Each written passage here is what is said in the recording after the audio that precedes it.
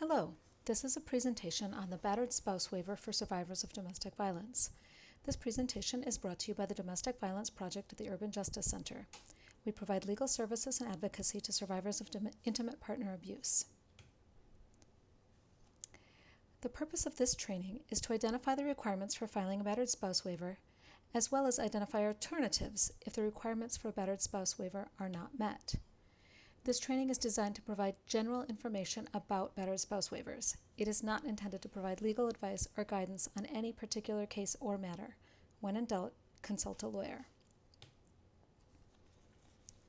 Before I address the goals and purposes of the training, I'd like to take a step back and describe what a battered spouse waiver is. As you can see in the slide, a battered spouse waiver is a waiver of the requirement to file jointly with an abusive U.S. citizen or green card holder spouse in order to get a permanent green card. In other words, the battered spouse waiver is for a survivor who has what is sometimes known as a 2-year green card or a conditional green card. That is, a green card that is valid for only 2 years.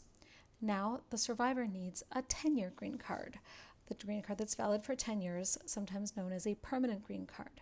However, because of an abusive partner, they can't file the paperwork to do so, either because the abusive partner won't cooperate or they're afraid of going forward with the process with the abusive partner. The battered spouse waiver allows the survivor to apply for the permanent green card on their own without the cooperation or knowledge of the abusive spouse. So, what is required for the battered spouse waiver? These are the 4 elements that are required. We'll discuss how a survivor can prove each of these requirements a bit later on in the presentation. First, of course, is marriage to a U.S. citizen or green card holder. There must have been a legal marriage. This is usually not an issue because in order for the survivor to have received the temporary green card in the first place, they must necessarily have been married to a U.S. citizen or U.S. green card holder and already proven that to immigration.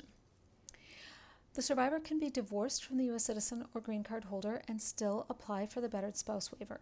However, there is a filing deadline for a battered spouse waiver if they are already divorced, and we'll discuss that a bit later on. Second requirement, receipt of the conditional or 2-year green card. In order to apply for the battered spouse waiver, the survivor must have received the initial 2-year temporary green card through an initial petition together with the spouse. Third, a bona fide marriage. The marriage not only must be legal with a marriage certificate, it also must be bona fide, meaning that the survivor has to show that they didn't enter the marriage for the sole purpose of gaining an immigration benefit. In other words, this was a marriage for love and commitment, not for purposes of a green card. Finally, for the battered spouse waiver, you have to show that you were subject to battery, physical violence, or extreme cruelty. Battery refers, of course, to physical abuse. Extreme cruelty refers to emotional, psychological, and other forms of abuse, which may be identified by the immigrant power and control wheel. So, what is the procedure? How do you apply for the battered spouse waiver? You file the application on a Form I-751, Petition to Remove Conditions on Residence. This application is available to download on uscis.gov, the Immigration Services website. In cases where a couple is still together and there is no abuse, both spouses are required to sign the form. So like in a happy marriage case, both spouses together would do this process. They'd download the form, they'd gather their evidence, they'd sign everything. However, in the instance where we're talking about, where the non-citizen spouse has been abused, there's a section on the form that asks if the applicant is requesting a waiver. And in our situation, the applicant could check the box indicating that they want to apply for the battered spouse waiver. Once that box has been checked, the signature of the abusive U.S. citizen spouse is not required. The survivor is now able to pursue this process on their own. In cases where a couple is still together, everything is happy, there's no abuse, the I-751 must be filed before the 2-year green card expires. However, when an applicant applies for the waiver, there is no filing deadline unless the survivor has already gotten divorced from the abusive spouse. In that case, the I-751 must be filed before the 2-year anniversary of the final judgment of divorce. So, how does the survivor prove that they were abused? This is where skillful lawyering and advocacy really make a difference. Every survivor's situation is unique, and it's important to know and understand the survivor's history with their abuser. Photographs, police reports, medical reports, written communication between the spouses, letters from therapists or service providers, and other evidence based on circumstances are all very helpful in corroborating the survivor's experience. Many times, however, the survivor may not be in a position to gather those documents because they have been focused on surviving. We recommend getting the survivor's story first and then making a list of evidence that the survivor or you as the attorney or advocate could get based on the survivor's particular experience and particular situation.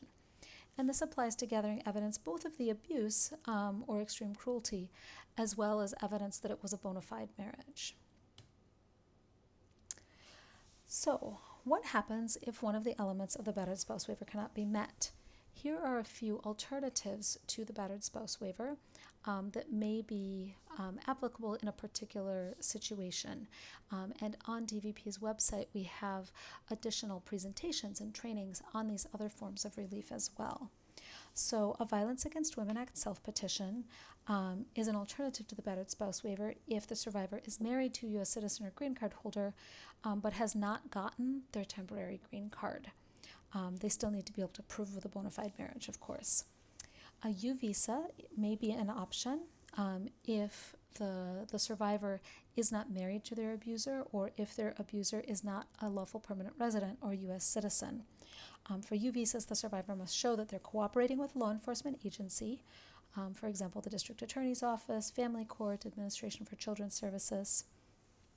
A T visa can be an option for a survivor who is not married to an abusive partner or perhaps is married to an abusive partner, regardless of the abusive partner's immigration status. The survivor must show that they are in the U.S.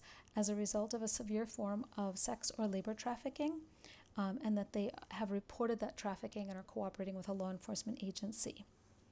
Finally, asylum may be an option if a survivor is afraid to return to their home country on account of past or future intimate partner violence. If you would like to contact the Domestic Violence Project, please feel free to call us at 1-833-321-4387 or email us at dvp@urbanjustice.org. Thank you so much for listening.